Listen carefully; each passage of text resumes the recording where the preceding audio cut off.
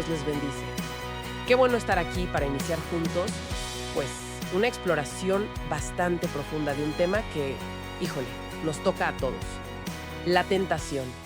Así es. Un tema universal. Y vamos a ver qué nos dice la Biblia principalmente en Santiago, capítulo 1, versículos 13 al 15. Ya sabes, esa parte que dice, cuando alguno es tentado, no diga que es tentado de parte de Dios, Mm, sino que cada uno es tentado cuando de su propia concupiscencia es atraído y seducido. Y bueno, también vamos a traer algunas ideas de autores como Charles Stanley, John Owen, gente que ha pensado mucho esto. exacto. Y la idea, digamos, el objetivo de esta plática es desentrañar qué es la tentación realmente desde la Biblia, claro, Ajá. ver cómo se diferencia de las pruebas, entender bien de dónde viene y, algo que me parece crucial, abordar nuestra responsabilidad personal. Totalmente. A ver, empecemos por definirla. Porque a veces pensamos en tentación y se nos viene a la mente, no sé, querer otro pedazo de pastel, ¿no? O algo así, medio trivial. Sí, lo cotidiano. Pero Charles Stanley, por ejemplo, dice que es mucho más. Puede ser, desde fantasías que uno guarda hasta adicciones serias. O incluso depender de algo, cualquier cosa, para sentir un alivio temporal. No es cosa menor, ¿eh? Para nada. Y bíblicamente es todavía más complejo, ¿sabes? No solo es lo malo obvio. John Owen tiene una visión que, híjole, a mí me parece fascinante. A ver, Dice que cualquier cosa, sea interna o externa, fíjate, incluso cosas buenas, como el trabajo, el cariño que sentimos, el orgullo por algo que logramos, hasta los dones que Dios nos da, puede volverse una trampa. ¿en serio? Incluso los dones. Sí, si nos desvían de obedecer a Dios o nos distraen de nuestro deber. O sea, qué sutil puede llegar a ser.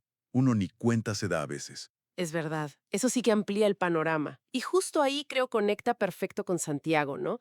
Cuando dice tan tajante en el versículo 13, no diga que es tentado de parte de Dios.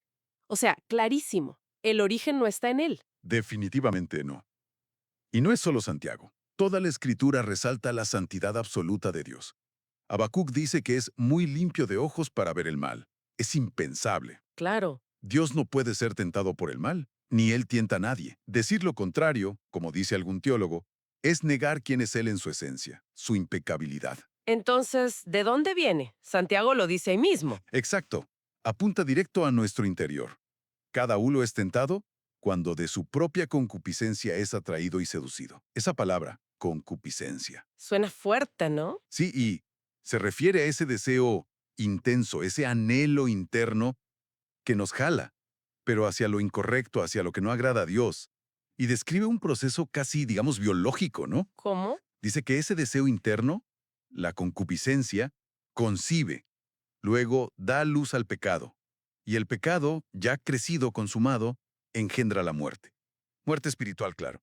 Es una cadenita. Qué fuerte. Y qué rápidos somos para buscar culpables afuera, ¿verdad? Lo vemos desde el Génesis. Uf, desde el principio. Adán dice, fue la mujer que tú me diste, culpando a Eva y hasta a Dios. Y Eva, no, fue la serpiente que me engañó. Siempre hay alguien más. Es una tendencia humana increíblemente arraigada.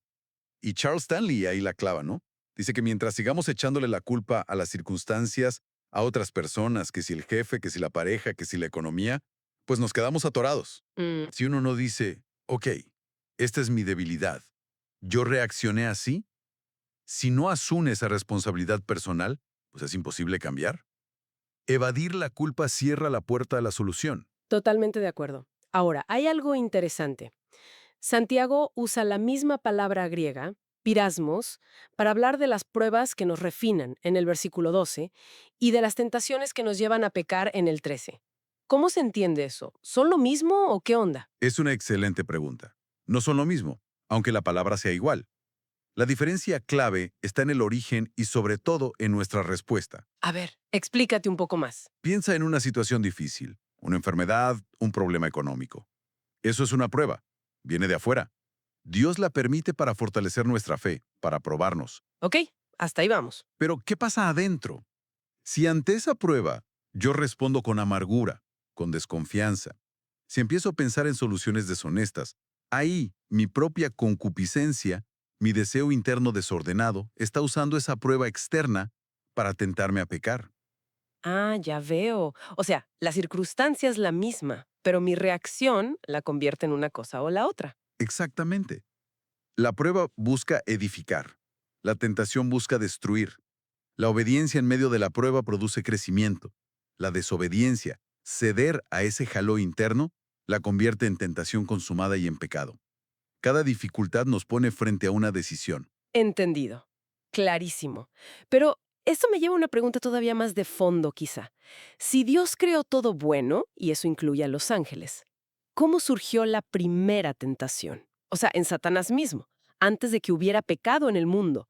¿De dónde salió ese primer mal deseo? Uf, esa es la pregunta del millón, ¿no? Entramos en terrenos de misterio profundo. Sí, un poco. Pero lo que las escrituras como Ezequiel 28 o Isaías 14 parecen indicar es que, igual que en nosotros, surgió de su propio interior. Sintió orgullo por su belleza, por su sabiduría, que, ojo, eran dones recibidos de Dios, y deseó ser como Dios, ser independiente. O sea, la bondad de Dios en él se torció. Exacto. Por su propia elección, por su orgullo. La bondad divina se convirtió en sus manos, digamos, en la ocasión de su caída. Pero eso no hace a Dios responsable del mal, ¿eh?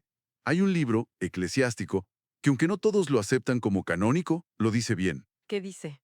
Algo así como que Dios aborrece el mal y le dio al ser humano libertad, dejándolo en manos de su propio pensar, de su propia decisión. La responsabilidad siempre recae en la criatura que elige mal usar la libertad que se le dio. Ok, entiendo. Entonces, resumiendo un poco el núcleo de Santiago, que es donde empezamos, la tentación que nos arrastra al pecado, esa que nos seduce, brota de nosotros mismos, de nuestros deseos desordenados, de esa concupiscencia. Ajá. No podemos apuntar el dedo a Dios, Él es santo. La responsabilidad de cómo respondemos, sobre todo cuando las pruebas externas aprietan, es nuestra. Es un llamado fuerte a mirar hacia adentro. Exactamente. Es un llamado a la honestidad y a la responsabilidad personal. Y esto creo nos deja con una reflexión pendiente, muy práctica para todos.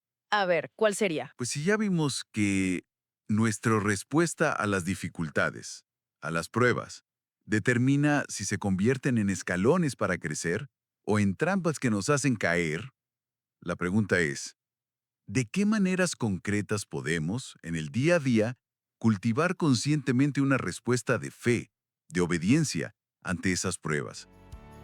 ¿Cómo asegurarnos de que nos edifiquen en lugar de destruirnos? Ahí queda la tarea para reflexionar, ¿no?